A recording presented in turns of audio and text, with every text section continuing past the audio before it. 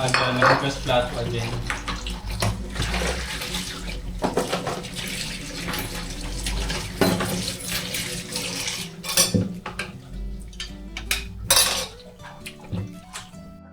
Ito po mga kadyano, magandang araw po sa ating lahat. Medyo maliwalas na yung ating kusina. Ayan. Kahit pa paano. Siguro pagka mas aliwalas to once na napinturahan na po natin. Ayan. Ito po siguro yung next na project ko po pagka sahod po natin sa YouTube. Ayan. Medyo puti na yung ating sahig. Tapos bakit may plato doon sa may gilid mga kadyano? Anyway.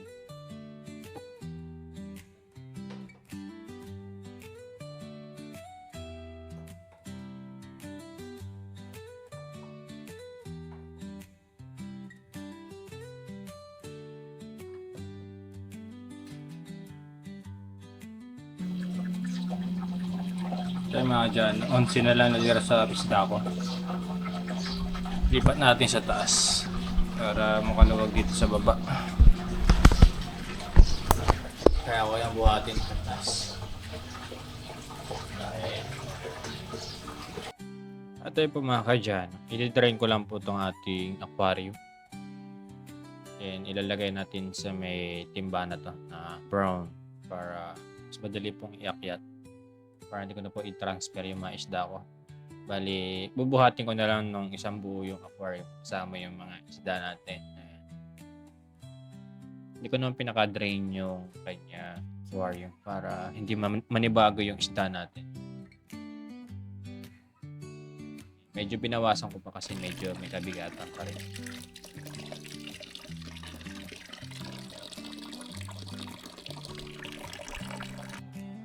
Ba mga dyan, so makikita nyo, binubuhat ko na yung aquarium pataas. Yan, dahan-dahan lang tayo kasi baka tayo ay matalisod. Isang pagkakamali natin is malaking pagsisisi yan mga kadyan. Kaya dahan-dahan tayo para safe yung ating aquarium. Yan, pinatong ko muna dito sa may upuan.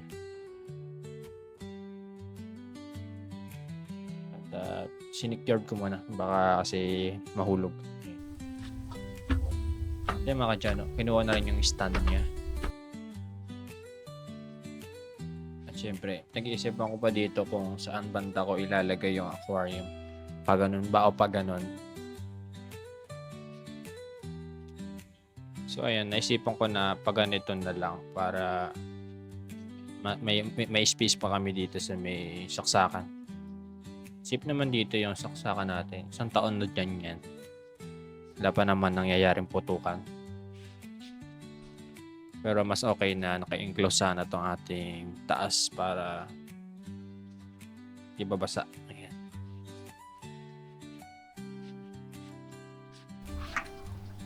At ayun, nilinis ko na rin yung pinagpatungan natin kasi sobrang daming alikabok. At balayibo ng pusa. At ayun po mga dyan, after ko po nga po nasan yung ating aquarium at yung stand nya. Tapos kumuha tayo ng hose papunta mula sa ibaba. Dadali natin dito sa itaas. Ayan. I-start ko na pong lagyan ng laman yung ating aquarium. Direct lang po siya since tubig tabang naman. Deep well naman yung gamit natin dito. Hindi naman siya nawasa o galing sa or wala naman siyang chlorine content yung ating tubig. Fresh water po. Ayan. Panang masaya yung ating isda kasi bago na yung kanilang tubig. Ayan pala mga kadyano, hindi na po naninilaw yung ating tubig since na ayos ko na po. Hindi na sumasakit yung ulo ko everyday. Ayan mga kadyano, yung tubig pala natin parang pwede na siyang gawing inumin kasi wala nang lasang kalawang tsaka parang lasang mineral na talaga siya. Tsaka kahit pakuluan po natin ng tubig, hindi na siya naninilaw. Ayan. Tanggalin lang natin to kasi parang hindi naman nakakatulong. Dadagdag lang sa dumi. Ayan. Mas mukha pang malinis pag wala nitong kulitim. Then mga kadyano yung ating mga isda. Para si Kuya Eric is nakita niya lagi yung ating mga isda. Po mga kadyano, kagandahan dito sa may taas. See-through yung kanyang glass. Ayan, kita yung background mga sagingan. Ayan. Pati yung mga isda natin is makapag-sightseeing dito sa taas. Ayan, medyo maraming bula dahil pinupuno ko po ng tubig yung ating aquarium. Bali, 11 na lang po yung natira. 11 survivor. Kasama itong maiwagang janitor na to. Napakalaki na. Grabe. Alien na isda. Lakas lumangoy mga kadyano. Ayan. Pinakain ko lang po ng konting-konti lang para hindi sila bloated. Ayan. Sobrang daming pakain kasi nakaraan kasi na paraming pakain ko yun. Nalutangan na lahat. Hindi nakahinga mga kadyan.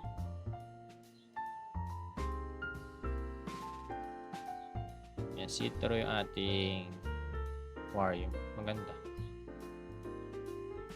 Medyo pupunasan ko pa siguro kasi medyo malabo-labo pa. Pero okay naman yung mga kadyan. At ayun po mga kadyano. Tamang hinala mga kadyano. Ayan. Pumunta na agad si Kuya Eric kasi alam niyang siguro sinilip niya doon sa baba kasi wala na yung aquarium. Ayan. Dali-dali siyang umakyat sa taas ng ating bahay. Nagtingin-tingin. Ayan mga kadyano. Ito. Tinitingnan ko nga andyan ba ako o wala. Tinignan niya agad yung nilagay nating aquarium dyan. Yung nga pala mga kadyano, since namomonitor ko kasi kung sino yung umakyat sa taas nagno-notification doon sa aking cellphone. Kaya namonitor ko siya live at tinitignan yung koi fish natin. Yan, ang tagal niyang nakatitig yung mga kadyano. Na-amaze siguro siya. Yun nga lang marami tayong nalagasang isda. Pero okay na yan. Tingnan talaga mga kadyan. Mas grabe pa nga yung mga nakikita ko sa online. Yung malalaking koi fish na nangangamatay. Dahil nag-brown out lang. Yan, sobrang titig yung mga kadyan. Pasulyap-sulyap. Yan, tas pumasok siya. Wala pa akong nalalagay na CCTV dun sa loob. Nabili kong CCTV kasi parang bulok. Masayang yung pera ko mga kadyan. Pero anyway, ganun talaga. Sa kakatipid mo, lalo ka napagastos. Pangit na nabili ko nakaraang CCTV.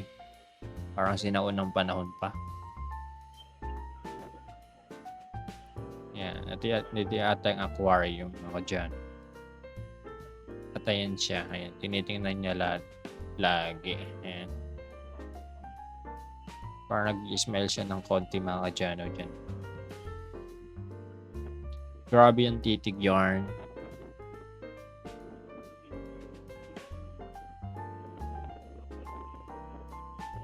Kaya nasa isip ni Kuya Eric. Minsan kasi nakaka-relax din yung isda Tipid lang naman yung dyan, mga ginagamit na pump. Ayan. At ayan, after 3 minutes niya dito sa taas, ayan. Susulyap pa yung mga kadyano. Sulyap yan. 1. Sumulyap mga kadyano. Ilang sulyap kaya? 2. 2 sulyap mga kadyano. 3. Ayan. 3 sulyap tapos dumating na si Crystal.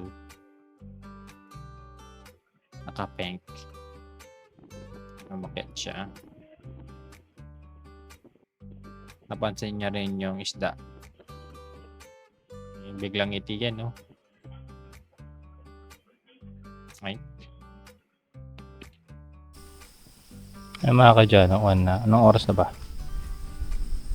Alas 5 na. Ayan. Gaganda ng araw. Sikat ng araw. Ang sinag. Yung tama nung araw dito sa bahay natin. Ang ganda. Sheesh! Ito naman yung araw.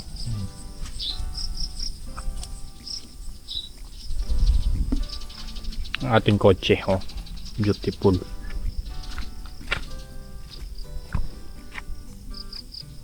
Kaya ako nang paayos tong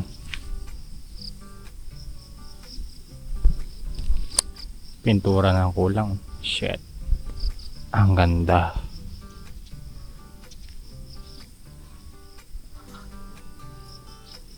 Papasemento ko ng palibot yung bahay ko para makagalaw ako ng maayos. Yung kotse natin dito muna ipaparada. Kasi anytime di ko alam kung kailan sila magpapagawa ng bahay. Minsan kasi tulog ako pagka marating sila eh. Nag-edit kasi ako sa gabi. Tulog ang Jano.